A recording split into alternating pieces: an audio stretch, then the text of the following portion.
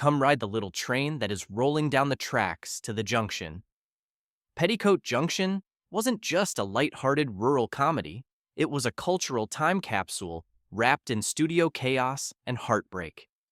Behind the whistle of the cannonball train were real feuds, tragic losses, network panic, and a legacy that television quietly buried.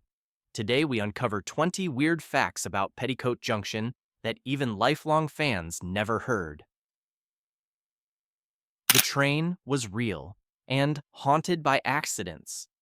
The famous cannonball train was not a studio prop. It was filmed using a genuine steam locomotive known as Sierra No. 3 from Jamestown, California. But what audiences never saw was the danger it brought. The old engine broke down, often leaked steam into the set, and caused minor burns to extras. During one shoot, the brakes failed, sending the train rolling down the track before stopping inches from a camera crew. Cast members called it cursed, yet it became one of TV's most iconic props.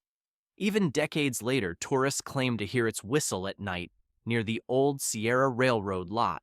The train wasn't just a backdrop, it was a living beast that nearly derailed the show, literally. Bea Benaderet's death changed the show forever. Bea Benaderet, who played Kate Bradley, was the heart of Petticoat Junction. Her warmth held the series together, but off-screen she was fighting a private battle with lung cancer. She filmed as long as she could, hiding her illness from most of the crew. When her condition worsened, writers scrambled to write her out with temporary replacements and vague storylines. The cast said the set felt empty without her laughter echoing down the corridor. After her passing, the producers refused to recast her role out of respect. Instead, they explained Kate's absence vaguely, leaving fans heartbroken and confused. The show was never the same. Her chair at the Shady Rest Hotel remained untouched, a silent tribute to the woman who had given Hooterville its soul. Gunilla Hutton was fired after a secret affair. When actress Gunilla Hutton replaced Jeanine Riley as Billie Jo Bradley, the producers expected a smooth transition. Instead, chaos erupted. Rumors swirled that Hutton had begun an affair with country legend Nat King Cole while he was still married. The scandal made headlines, and CBS panicked, fearing moral backlash from conservative viewers. Within months, she was quietly replaced by Meredith McRae. The network gave no explanation, and Hutton's name vanished from promotional material.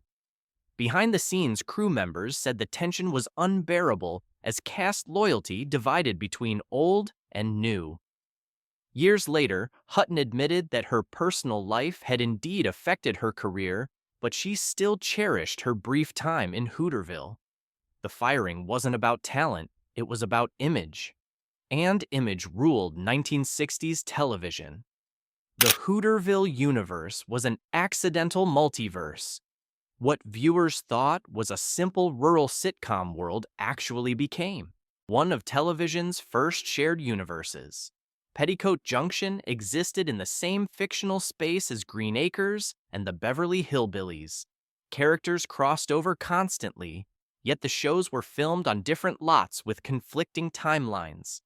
This caused endless confusion for writers who sometimes forgot continuity altogether. In one episode, a character appeared alive after being declared dead in another series. Fans created elaborate theories to explain the inconsistencies decades before modern franchises like Marvel existed. Producer Paul Henning loved the chaos, calling it a happy accident. What started as cost-saving crossovers turned into TV's earliest cinematic universe. The town of Hooterville wasn't just a setting, it was television's prototype for shared storytelling. Jeanine Riley quit after clashing with Bea Benaderet. The chemistry on screen between Kate Bradley and her daughters looked pure joy, but backstage it was far from peaceful. Jeanine Riley, the original Billie Jo, reportedly clashed with Bea Benaderet over creative direction. Riley wanted to portray her character as ambitious and independent, while Benaderet pushed for wholesome family charm. Arguments broke out over lines, costumes, and attention from the camera crew. After 2 seasons, Riley walked away exhausted. The network downplayed the conflict, calling it creative differences. But insiders say Bea's influence with producer Paul Henning sealed Riley's fate. The replacement actress was chosen within a week, and production moved on as if nothing happened. The irony is that the show's mother-daughter tension felt more authentic precisely because behind the scenes, it was painfully real. CBS tried to cancel the show years earlier. Petticoat Junction appeared wholesome and successful, but CBS executives were restless. By the late 60s, they were chasing an urban audience and wanted to shed their hayseed image. The so-called rural purge began, and Petticoat Junction was first on the chopping block. Twice the network planned to cancel it while ratings were still solid. Only massive fan mail and pressure from sponsors saved it. The producers scrambled to modernize the series, but critics noticed the cracks.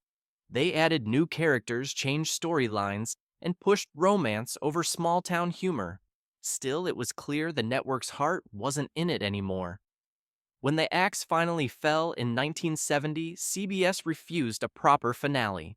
The hotel simply closed and the train stopped rolling, leaving millions of viewers stunned at how quietly an American staple had been buried.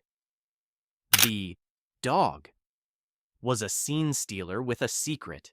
The adorable dog on Petticoat Junction, often seen lounging atop the water tower, wasn't a single animal. It was played by several nearly identical dogs rotated to avoid fatigue.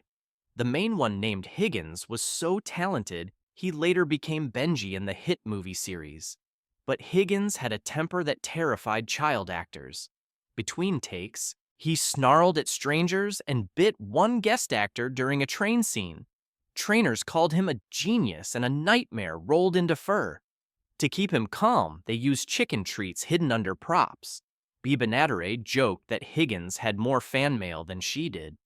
Ironically, Higgins outlived most of the show's human cast, becoming a film legend, while his humble start in Hooterville faded into obscurity. The dog wasn't just a pet, he was the real star. The theme song was nearly replaced. That cheerful tune about the little train rolling down the track almost didn't make it to air. CBS executives initially hated it, calling it too corny and rural.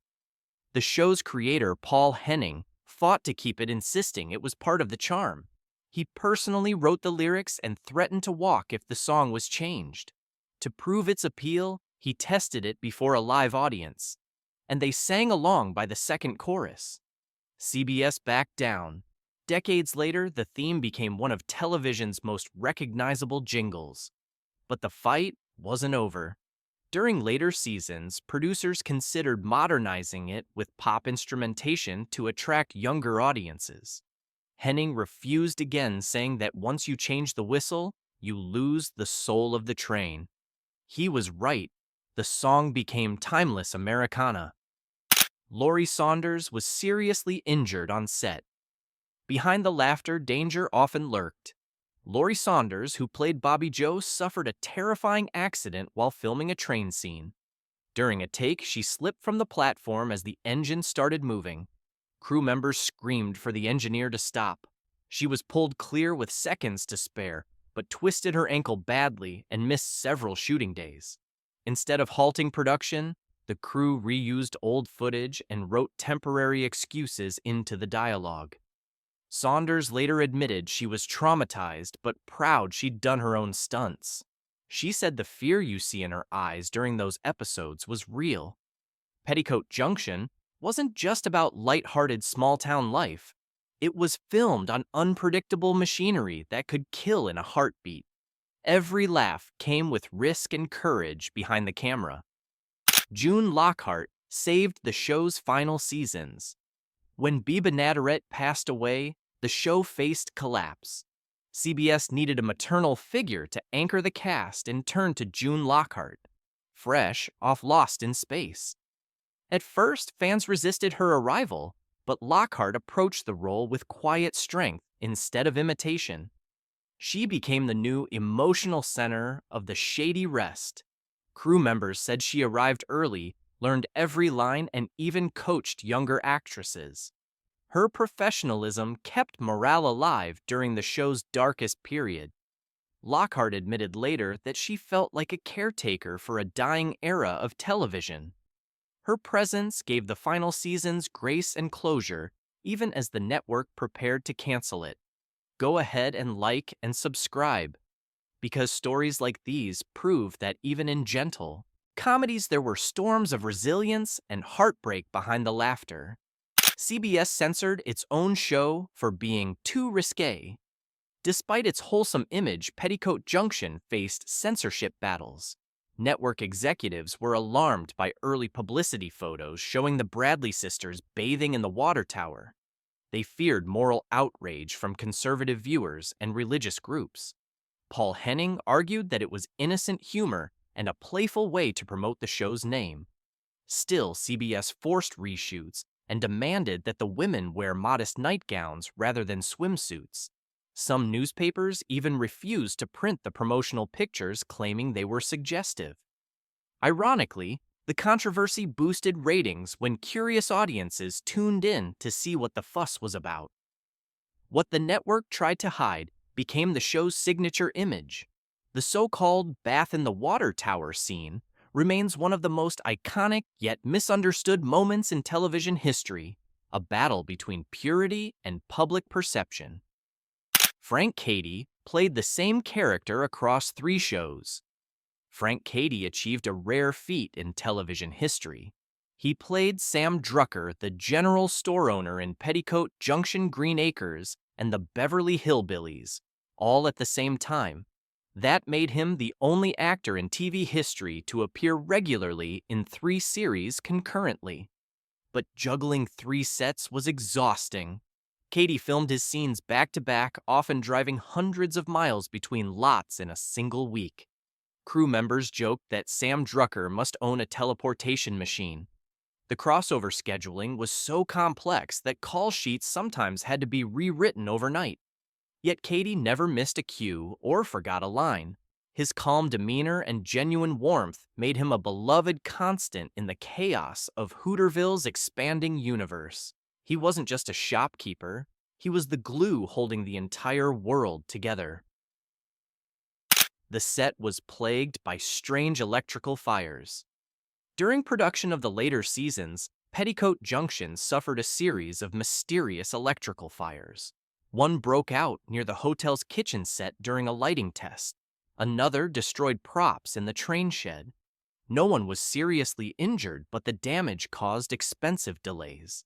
Technicians blamed faulty wiring, while others whispered that the set was cursed following Bea Benaderet's death. At one point, producers considered relocating the entire shoot, but costs were too high. Crew members began carrying small fire extinguishers at all times. The eerie part, each fire occurred on a Wednesday, almost exactly 1 month apart. After the pattern stopped, they joked that Bea's spirit must have been watching over them. Whether coincidence or curse, those fires became a ghost story whispered through the studio halls long after the show ended. Smiley Burnett's death was kept secret during filming. Smiley Burnett, who played engineer Charlie Pratt, was one of the show's most beloved cast members. When he passed away suddenly in 1967, producers made a heartbreaking decision. They continued filming without telling the audience. His final episodes aired posthumously, while writers reworked scripts to explain his absence. Fellow actor Rufus Davis said he could hardly deliver his lines without breaking down. Burnett's final scene was left untouched out of respect.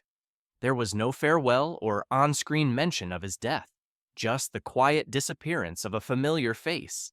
Fans noticed but didn't know the truth until after the season ended. The silence was haunting but dignified. Burnett's laughter and music had defined the series' heart, and his loss marked the beginning of the end for Hooterville's innocence.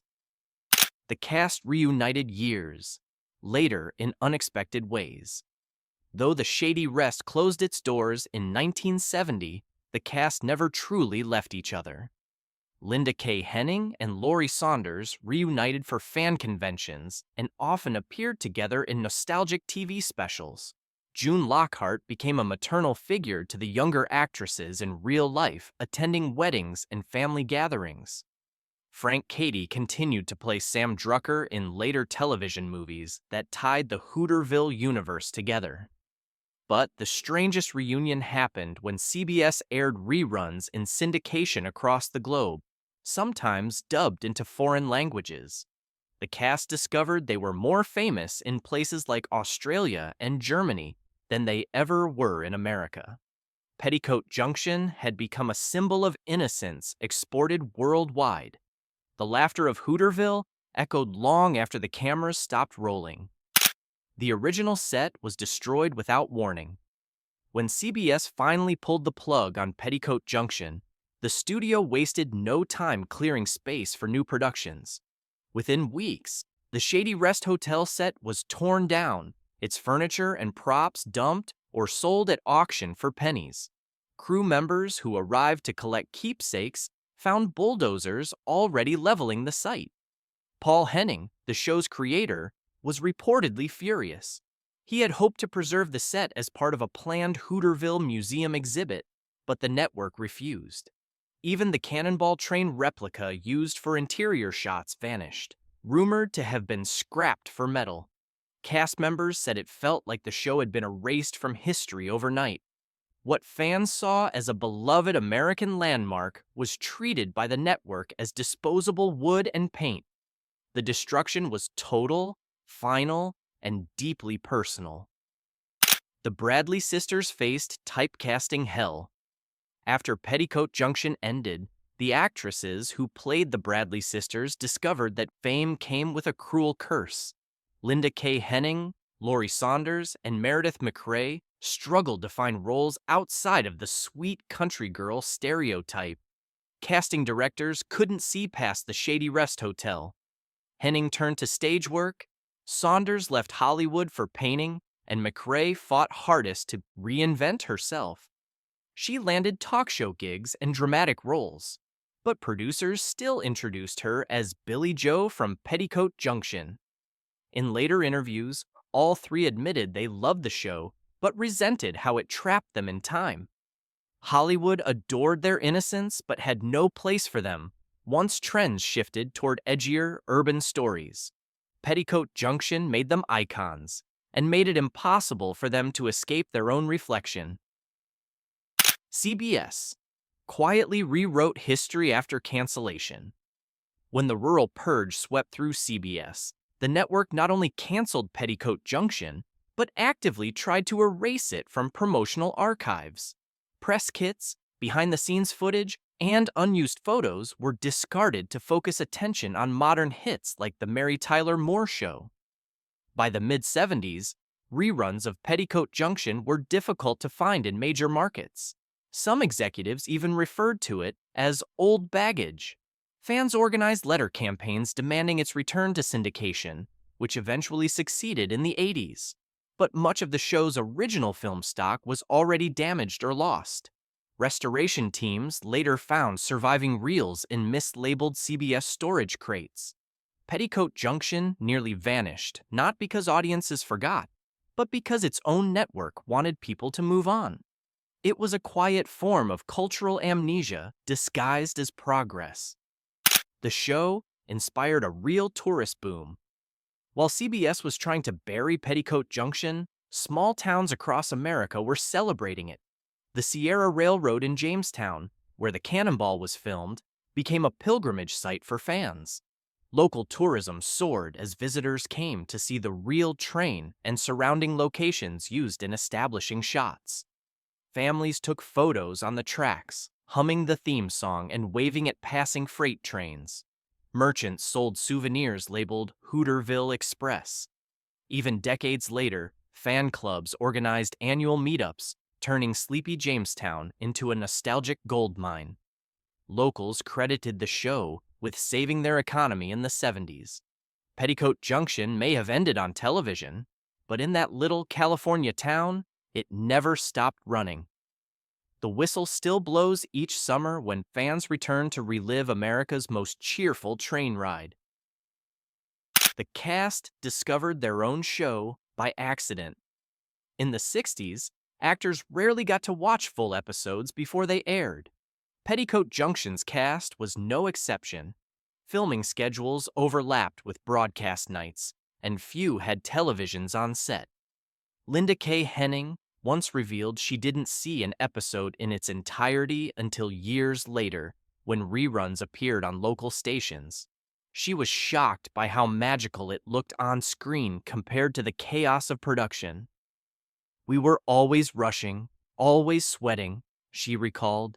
"But on TV, it looked like paradise."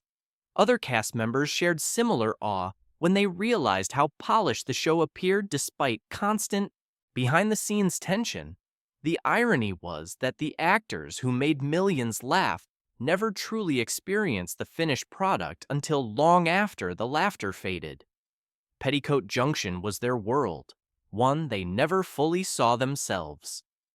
The shocking prop that became a shrine. After filming ended, one surviving prop remained intact: the front desk from the Shady Rest Hotel. A devoted stagehand rescued it from destruction and kept it in his garage for decades. When he passed away, his daughter donated it to a California museum, which quietly placed it in storage. Years later, fans rediscovered it, polished it, and began leaving letters and flowers on it, tributes to Bea Benaderet. The desk became a shrine not just to a show, but to an era of warmth and innocence lost. Museum visitors still whisper the theme song when they approach it. In a strange way, that piece of wood carries the spirit of Hooterville, the laughter, the love, and the heart of television's golden countryside. Petticoat Junction was never just a comedy. It was a time capsule of rural dreams and heartbreaks. Beneath its laughter lay real loss, real danger, and real humanity. It captured an America that vanished overnight, a world where kindness lived at a train stop and family meant everything.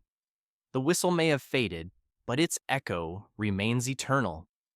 If you loved these hidden stories, go ahead and like this video, subscribe for more behind-the-scenes secrets, and remember, sometimes the sweetest smiles hide the deepest truths.